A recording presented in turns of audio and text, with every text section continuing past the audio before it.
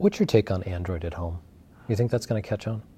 It was a very interesting conversation. So I feel at Google I/O this year, we didn't really get a lot of new stuff. There was a lot of more stuff is coming, but it's things that we already knew about.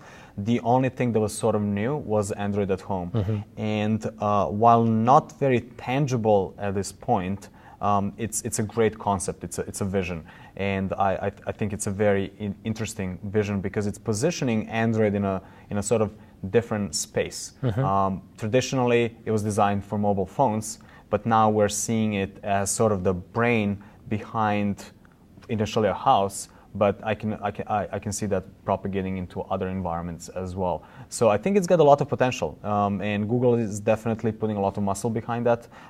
Technically, they're developing certain protocols that are required to basically enable Android at home. I think the big thing that they need to address is to find a partner, somebody who's going to actually come up with the appliances that are Android compatible.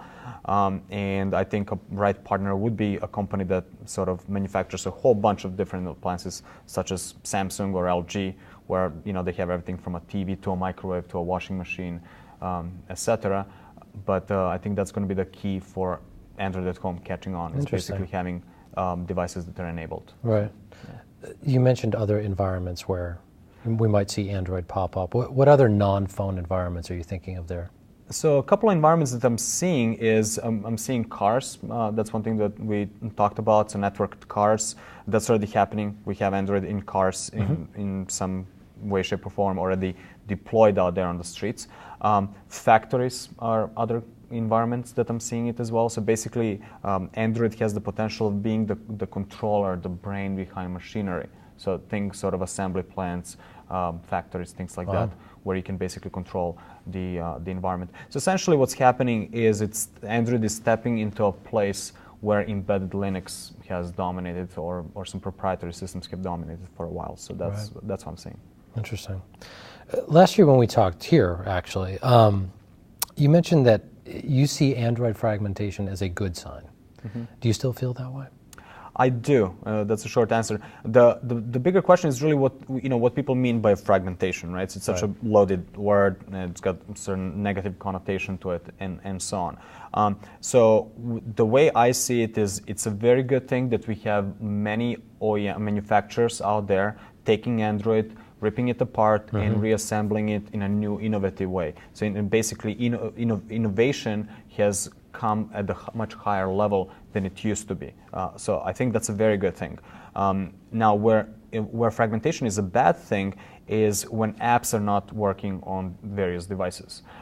So that's something that needs to be addressed. We certainly don't want to have another sort of Linux environment where you have to recompile for every single platform and nothing is compatible and so on. So it's very important for Android, mainstream Android success, to have applications run on many different devices from many different manufacturers with many different capabilities on those devices. So that's where Google is addressing that with a compatibility test suite, which on its own is also a little controversial tool that Google has at its disposal right now. It's a good thing for consumers because it protects them, it ensures that the apps are compatible, but on the flip side of the equation, it's a tool that enables Google to push certain agenda for Android, so some OEMs may or may not like it because it may not adhere to their agenda as well.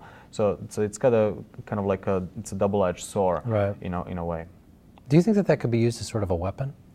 Well, there was an email that leaked recently from a case that's going on in Massachusetts that wasn't related to Android, but nonetheless, the email from a Google employee suggested that it is a tool that they use as a leverage. Right.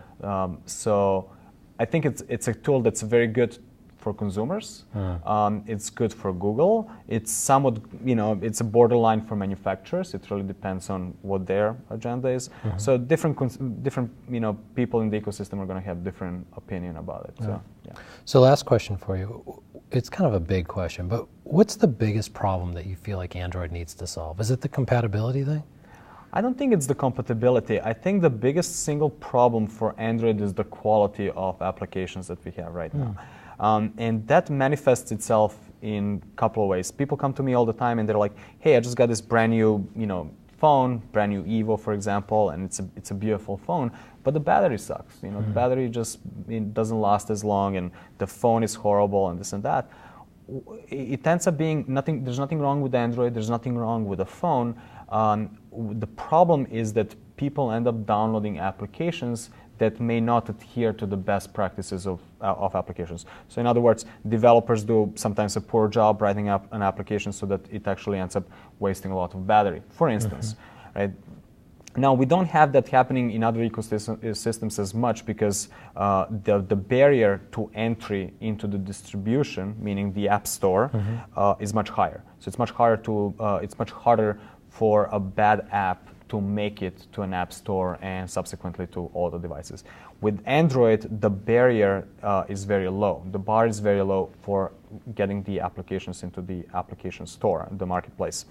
And that's why consumers end up with poorly written applications sometimes. But that's just how the biggest marketplace, namely the Google's marketplace, currently works. There's very little proactive quality control on their part. It's more reacting to the crowd. So it's basically Google is crowdsourcing the quality of the applications. And up until recently, Google's marketplace was the marketplace out there, is essentially the only one. Now we're seeing a competition in marketplaces as well. So Amazon recently came out with their app marketplace, and they have a different policy that they're enforcing on the quality of applications. So that's a good thing, because it's going to come down to certain vendors are going to have higher quality applications, and as consumer you're going to end up with presumably better apps and better performing apps on your phone. So that's something that Android really needs to address from the consumer standpoint to solve that problem. Great. Well, thanks so much for being with us. Appreciate it. Thanks, Mike.